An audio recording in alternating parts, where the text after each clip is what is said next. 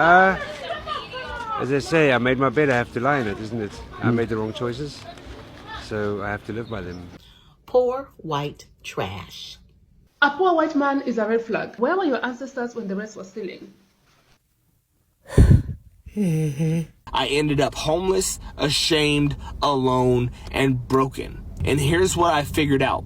As bad as I have had it, if I was black, I probably wouldn't have survived it. Racist white people trying to use the same racism their ancestors used in 2026 is always hilarious to me, because y'all are poor.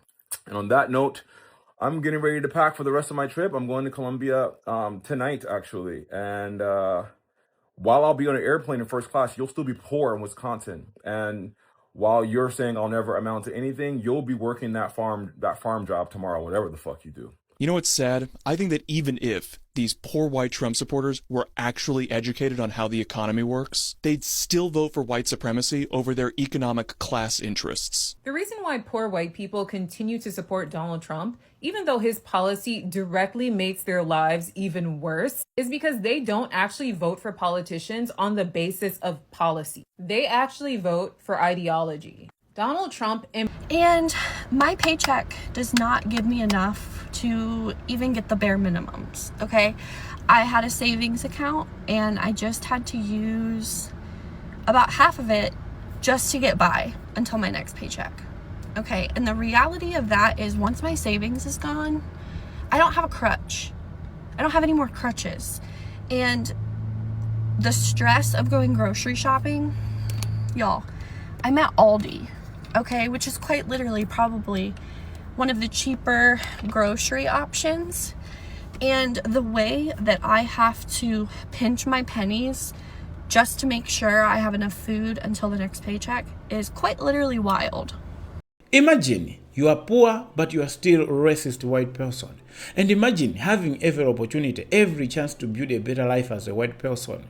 Because the system was designed, the system was rigged for your favor, but yet still struggling to get ahead. I mean, that's the argument some people are making online as they point to poor white communities across America.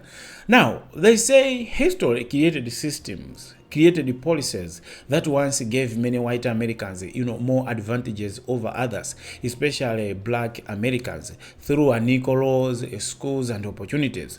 But now they're asking a difficult question that, I think they cannot easily answer it. Like, if those advantages existed, why are so many white families still living in poverty today?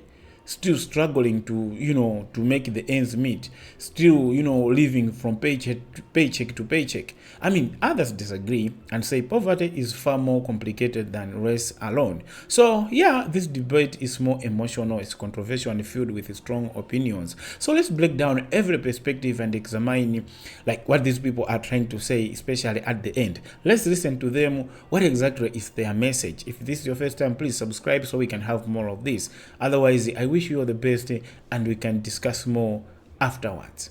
You want to talk about white privilege? I was born dirt poor. Roaches in our food, mattresses on the floor, eviction notices taped to the doors, kind of poor. My parents, their side hustle was beating me and my siblings bloody. I missed more meals than I can count. When we did eat, it was ramen, canned foods, or whatever we could steal from the gas station. There were 8 of us kids. Don't come at me like I grew up in some quiet backwoods town either. We weren't hearing deer rifles, we were hearing 9mm and Glocks on a nightly basis. Not because we were hunting, because we were dodging stray bullets in the inner city. I had a baby as a teenager, thought maybe I could break the cycle, went to college, flunked out quick. Life was swinging before I even had a chance to plant my feet. Then the military came knocking, promised me structure, a future, and a way out. What I got? Another flavor of hell. Straight out of basic, they shipped me to Afghanistan. 19 years old, couldn't buy a beer back home, but I could carry a rifle, kick indoors, and watch friends die in pieces. I came home to a wife who had cheated on me while I deployed, ended in divorce, missed my baby's first steps, first words, first everything. I got the title Dad, but only for 2 days every other week when the courts allowed me. So I drank. I numbed it out. I drowned it in alcohol and women. Hopped from job to job, security, government contracts, even worked with the feds for a minute. But it all fell apart. I ended up homeless, ashamed, alone, and broken. Now, I've been sober for 4 years, been through more therapy than most folks can stomach, read hundreds of books, and here's what I figured out. As bad as I have had it, if I was black, I probably wouldn't have survived it. That ain't an opinion, that's truth. Black Americans make up 13% of the population, but 38% of the prison population. 1 in 3 black boys born today, they're expected to end up behind bars. That ain't by accident. That is policy. That's centuries of systemic racism passed off as justice. The 13th Amendment did not abolish slavery. It rebranded it. It says slavery is legal as punishment for a crime. That's why we got corporations making billions off of prison labor while folks inside earn cents an hour if they're lucky. That clause was written to target black Americans, and it's still doing exactly that. Now I run an organization called West Virginia Fights Back. We feed people, we take care of people. No strings, no red tape, no begging for scraps. We take care of our own because the government won't. My dream? A Fights Back chapter in every damn state.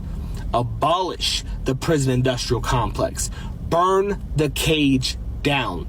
Build something real in its place. Fred Hampton said you can jail a revolutionary, but you cannot jail the revolution. This is not about shame. This is about responsibility. If you've had the privilege of not being targeted by the system, you've got the duty to help tear it down. Racist white people trying to use the same racism their ancestors used in 2026 is always hilarious to me, because y'all are poor. I would just like to inform you that a white man entered my DMs and called me an ugly nigger and told me I would never amount to anything in my life.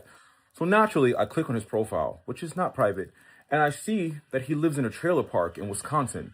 So you're poor. And this is a PSA to white racist people who are MAGA, who are usually poor and uneducated and don't have an education, have never left their hometown. Your ancestors could afford to be racist because at least they held a power structure in place where all of them were wealthier than black people, but you guys are poor. I literally just flew back from Vegas on a whim to see my nephew and take him to see fireworks. I'm packing for Colombia and then I'm going to Spain next week. What are you doing in Wisconsin? You're poor. Based on what I've seen in your profile, your credit score is at a 500. So I would say this to white people who are racist. The jokes are old and antiquated. They don't hit. Your ancestors, like I said, had power over us, but I'm sorry, that doesn't exist anymore. So if you're going to talk shit and be racist to someone and say things like, oh, you'll never amount to nothing. Oh, you're chimping out. Oh, 15% of the population. I'm not poor. You are. I'm not poor. I have my MBA. I have 3 degrees. I have a beautiful life. And by no means am I bragging. I am, because you're a racist and you live in a fucking trailer. It's not my fault you weren't able to take advantage of white privilege in this country and you see me and it triggers you because, once again, you're poor.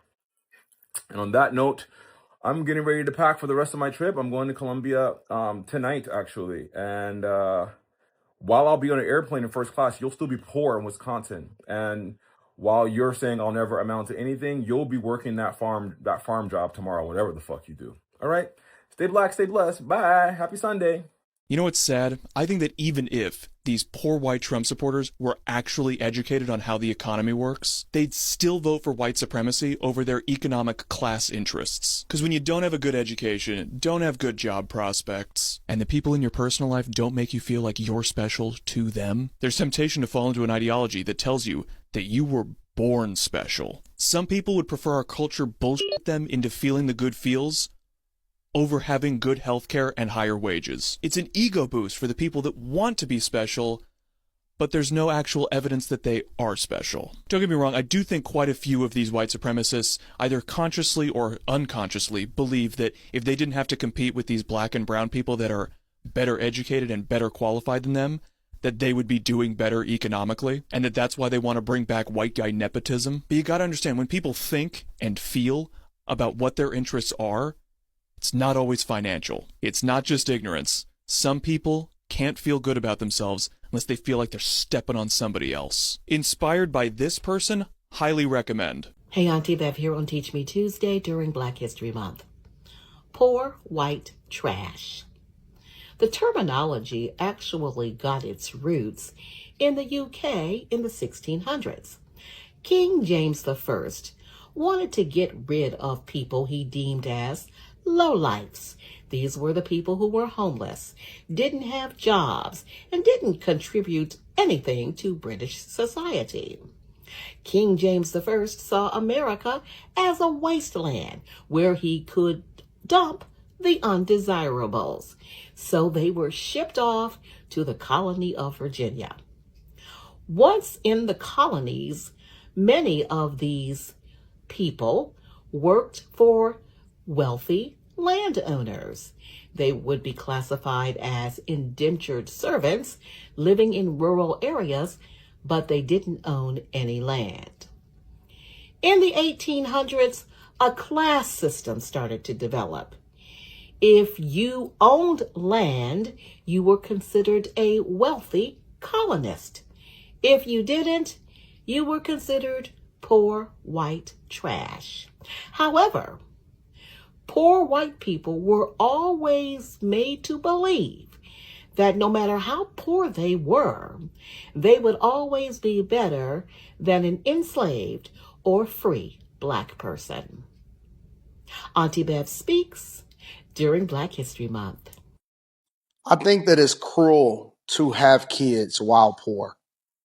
I genuinely do. Because again, these children didn't ask to be here, and to bring them into poverty and then expect for society or to be targeting other people. In this case, I don't even know who this person is that she's referring to as far as a content creator.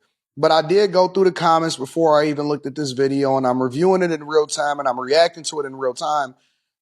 Even though it's a recording, I see a lot of people in the comments angry at the woman that actually went grocery shopping and documented herself actually buying groceries. And they're saying that, oh my God, they're so out of touch. And so there's this target against people that have resources because other people chose to live their life a certain way, or they were born into a circumstance or whatever, or they made life decisions that obviously it's not conducive for their life. The reason why poor white people continue to support Donald Trump, even though his policy directly makes their lives even worse, is because they don't actually vote for politicians on the basis of policy. They actually vote for ideology. Donald Trump embodies whiteness and he upholds white supremacy. And for a lot of poor white people who have accomplished nothing in life, who have very little access to opportunity, upholding something that gives them worth, even though it's based on the one thing that they had no control over, even though it's based on a lie, is more important than fighting for a system where everyone benefits. And this is why there's always this sort of state of confusion when people say, how can you vote against universal health care? Why would you not want more money going to schools? Why are you okay with a politician blatantly taking your tax dollars and pocketing it, rather than using it for the greater good? When poor Europeans came to America, they received a benefit in America that they were not afforded in Europe.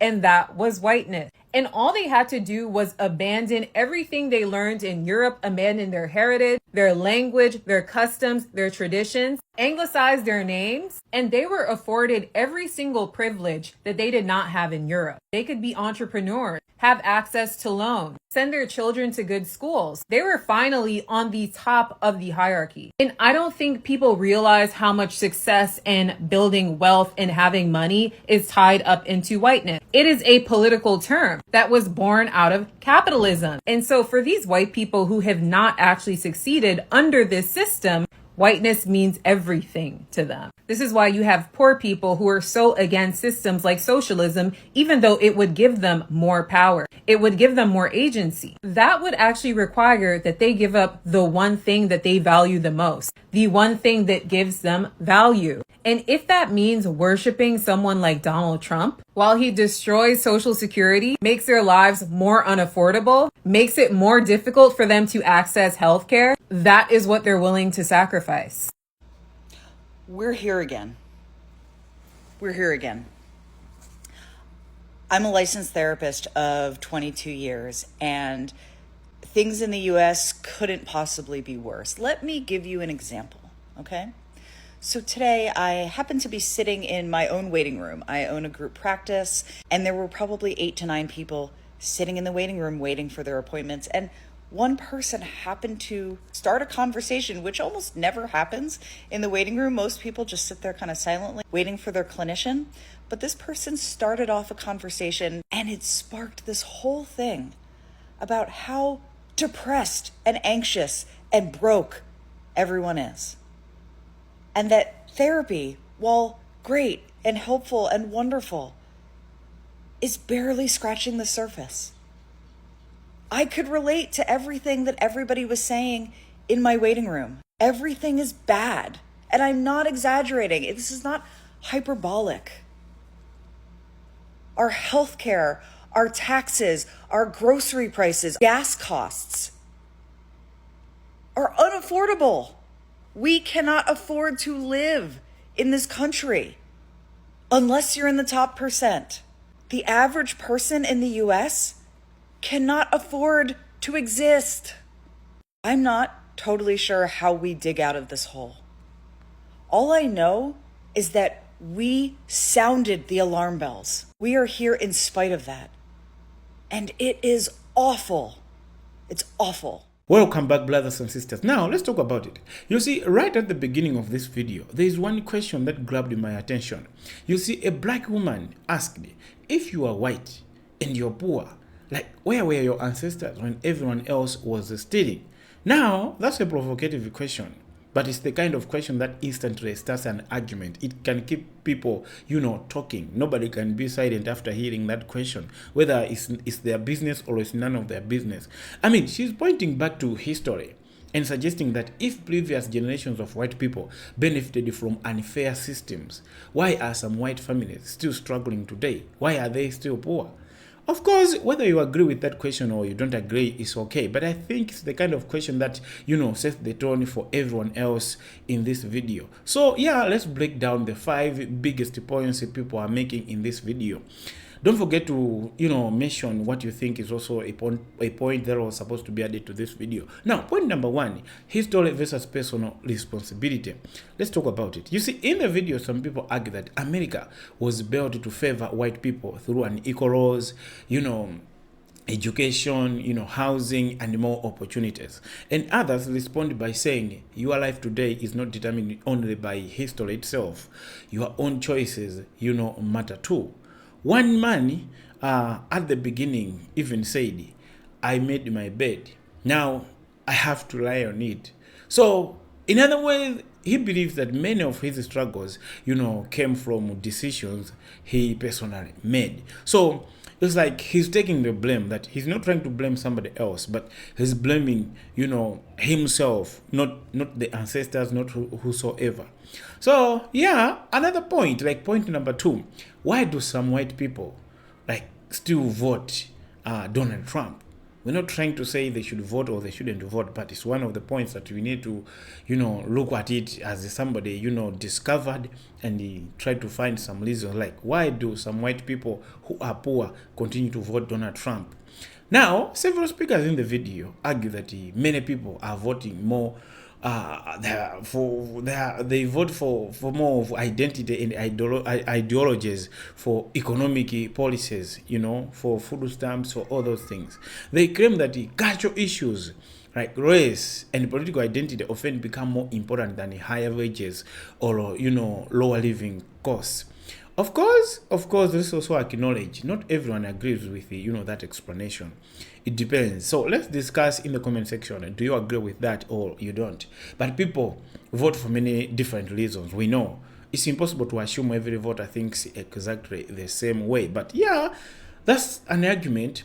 That's the point that this black lady, pointed out, and he also a white man also pointed out the same, like these guys vote for this reason. Now, point number 3, white veterans powerful story. There's that kind of part in the video. You see, many people may have been one of the most people to look at this and find it to be like emotional part of the entire, discussion. Now, there's somebody who described, growing up in extreme poverty, surviving abuse, serving in Afghanistan, becoming homeless eventually, and then rebuilding his life. That was, a white person describing his life.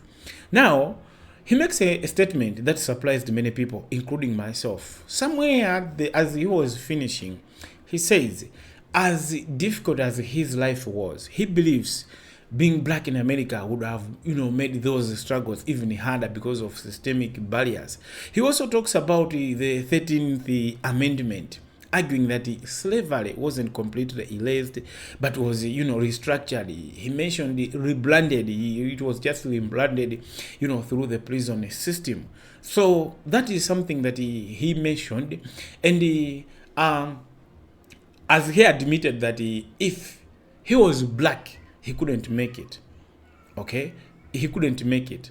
Okay, because he knows that if as a white person, as somebody who is favored, okay, still failed like this, what if it was a black person, like the one the system hated, the one the system wasn't like favoring? So that is a long-standing political argument that many activists continue to debate even today. So anyway, let's go to point number 3. Oh, no, this is point number 4. I'm sorry. Now, point number 4, poverty doesn't care about your skin color. It doesn't care about your race. Now, throughout this video, we see white people talking about, empty saving accounts, expensive groceries, homelessness, and mental health struggles. White people were talking about that. But at the same time, black creators remind viewers that economic success is, something possible despite historical oppression. People can just look at the struggles that black people have gone through and look at them. They're influencing culture. They're becoming the biggest artists, biggest, like actors. You talk about Hollywood. We have Kevin Hart, regardless of the struggles, you can still influence, you can still do better, you can still be the billionaire, a trillionaire. It's possible. So yeah, those are two different experiences, but both conversations are happening at the same time. Like white people are explaining their struggles even though the system was rigged for them, and black people are trying to say no, even if the system didn't favor us, we can still prove it to the world that we are doing it. Okay, there's a certain black person who said, there's a white person who mocked him, like, you'll be poor. And then he was like, no, I'm not poor. Actually, I keep traveling. And when it comes to flight, I use, first class, I don't go for economy. I go for first class. So although it may look like, bragging, but it's not bragging. Okay, it's always bragging when you start the conversation. But if somebody else starts the conversation and you want to prove them wrong by mentioning what you have, that's not bragging. We are just trying to silence them. So anyway, maybe that's why this debate feels so emotional. Because, they are more into it. Now, point number 5, which is like the last point, is like, what is the real solution now? After these people are having these struggles and black people are trying to show off what they have, what exactly is the real solution? Now, blaming entire groups rarely, fixes the poverty. Like pointing at white people as, not all of them, okay? So pointing or blaming somebody cannot solve a problem. Neither does pretending history never happened, like pretending that black people have never been, like discriminated, have never had so many barriers for them not to get to where they are now. It will also not solve the problem. I think the real solution probably evolve around, strong education, better job opportunities, affordable health care, stable families, and communities that help people move forward regardless of race. But now, how do people achieve that? That's where it comes to, politics, the way people vote. But at the end of the day, I think poverty is a real problem. It affects millions of people from different backgrounds. Now, I want to hear from you. What do you think about the arguments made in this video? Which point did you agree with? And which one do you think, completely disagree? Like you completely disagree with? Let's share our thoughts down in the comments below. And if this is your first time, please subscribe. Don't forget to turn on the notification bell. Yeah, I like that you came. But my point is, being poor and you are white and you're still racist, what kind of cancer can that be?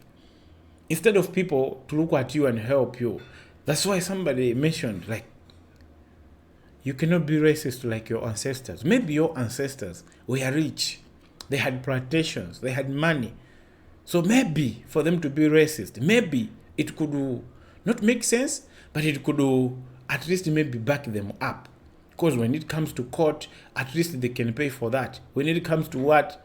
But you are poor, but you are still being racist. What if somebody sues you, takes you to court by, being racist to them? What can you do? What can you pay? So anyway, see you next time, and I'm proud of you.